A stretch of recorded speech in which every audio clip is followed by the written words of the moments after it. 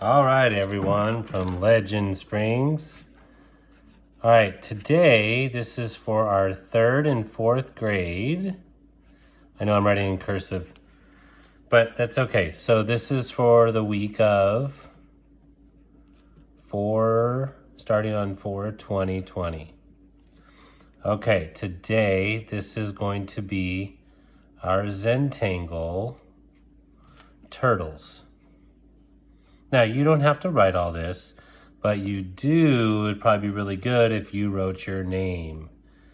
And of course, your teacher name, whoever you are. I'm in Gephardt's 3rd grade class.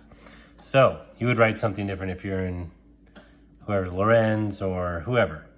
All right, so today I'm going to show you how to draw your turtle. All right, now we're going to be drawing a sea turtle.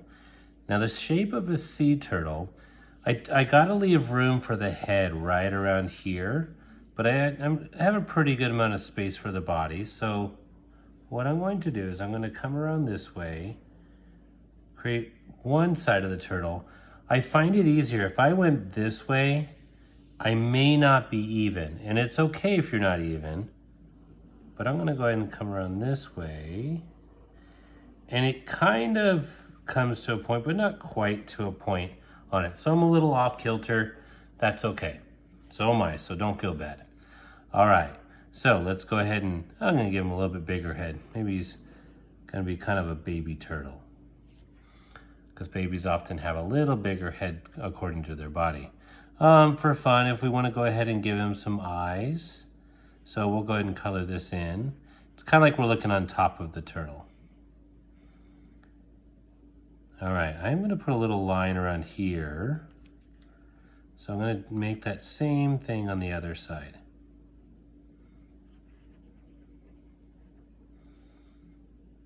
Line over here.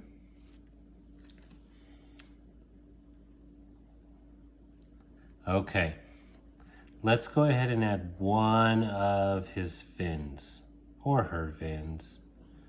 So as long as it kind of comes out a little bit to a point, kind of is the shape of like a boomerang or something like that, that's okay. It can go to more of a point, that's fine as well. So I'll do one on this side. I'll kind of draw one the other way on this side where it's more of a point. So if you did something like that, just don't make it really, really skinny. We kind of need to make it kind of big. All right, so let's do the back ones now.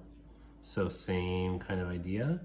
Make sure they're big enough. We want to keep them kind of big because we got to fit our Zentangles in our picture. And we'll give them a little bit of a tail.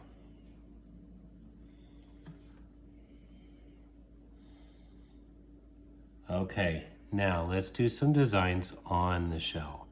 All right, we're going to start off with maybe kind of the same shape as our shell, but just a smaller one in the middle.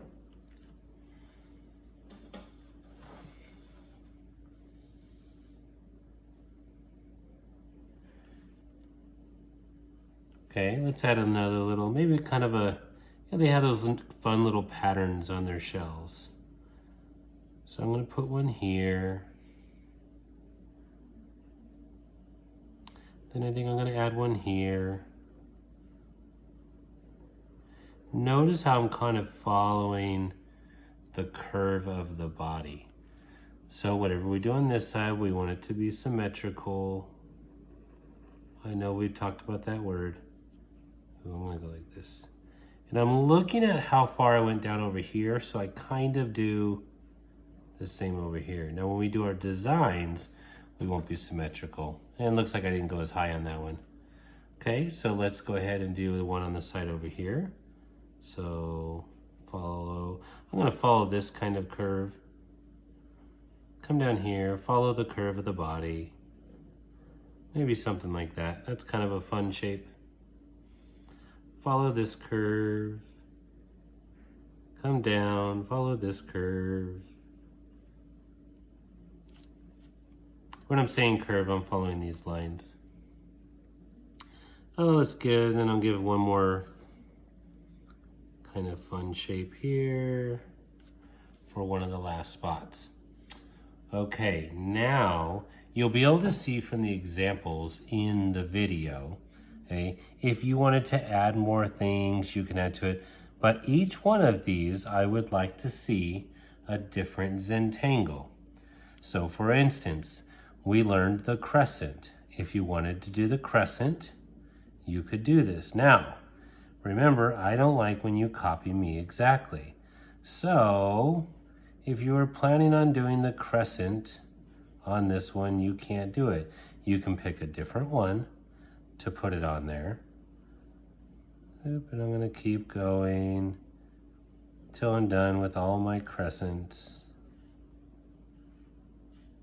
Notice I don't overlap. Oh, we're getting close now. It's getting tight. All right, I think that's maybe all I can get out of that one. So you're going to do a Zentangle in all of your spots. I want one on your arms and also the head. So there is a link that has a packet of a bunch of different Zentangles that you can look through to complete yours. Okay? Now my only recommendation is try to draw the same size that it is. So if let's say I was going to be doing this seaweed, I would just follow the steps. Oh, yeah, that's kind of a perfect one. So maybe I'll do that one. Yeah, that sounds good. So let's say I'm going to do the seaweed. So it shows me I have to do this line. So I'm going to do this line.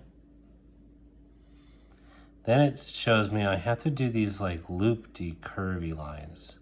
So it looks like I got to do something like this.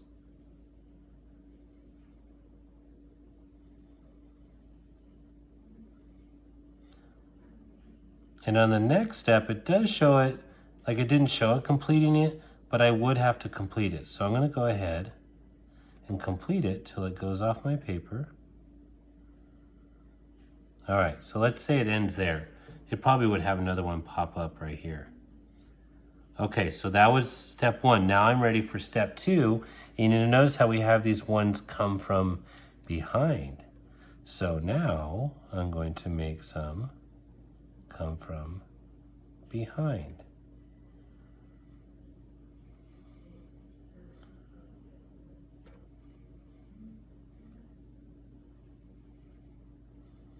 And again, I'm okay if you choose a different leg to do the same one. I'm going to add another wavy one over here. All right, so then what this does, on this one, for the seaweed, it shows you then, they show some going the other way. So it's going to have more pop up and go behind other ones. So then we got a lot of seaweed. You're going to have another one here. So now it's really getting busy. So the ones that go behind, they are a little bit harder, but I know you guys can do them. Okay? So if I have this space down here, because I did my line, I got to remember there might be another thing of seaweed coming up from the bottom from here. So I'm just going to add some extra ones. So that's what you can do if you have an extra space. Now, you do not have to fill in all of the space between your shapes, but I will give you extra points if you do. Okay, have fun with it. Looking forward to seeing them on Flipgrid.